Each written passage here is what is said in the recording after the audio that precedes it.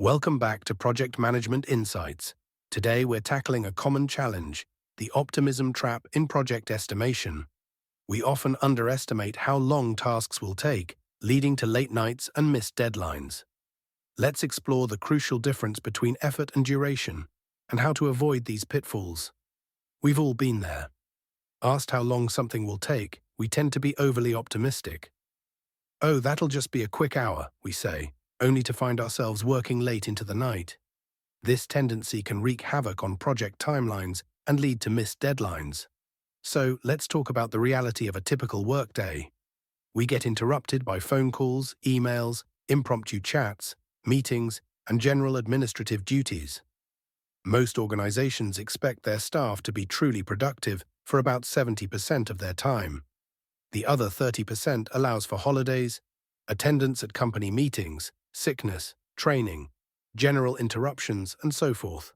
When we are dedicated to a task, we can perhaps up our productivity to 90% and even 100% for short spells. But when we are estimating at the start of a project, we should allow for this non-productive element. This brings us to the crucial distinction between effort and duration.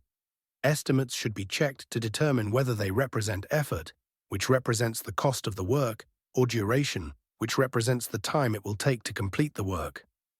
Effort represents the actual amount of work required to complete a task. It's often measured in person hours or person days. Think of it as the raw labor input.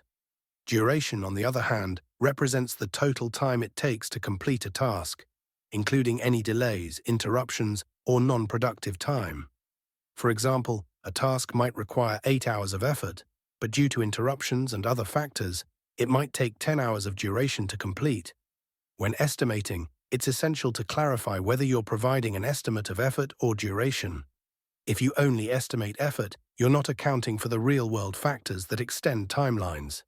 So how do we avoid the optimism trap? First, factor in interruptions. When estimating duration, add a buffer for interruptions and non-productive time. The 70-30 rule is a good starting point. Second, clarify effort versus duration. Always specify whether your estimate is for effort or duration to avoid misunderstandings. Third, be realistic.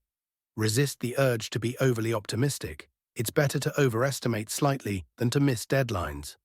And fourth, regularly review estimates. As the project progresses, review and adjust your estimates based on actual performance and any unforeseen factors.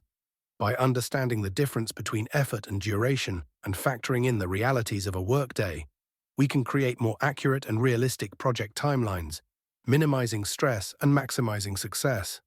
That's all for today's episode. Be sure to subscribe for more insights into the world of project management. Until next time, keep your projects governed and on track.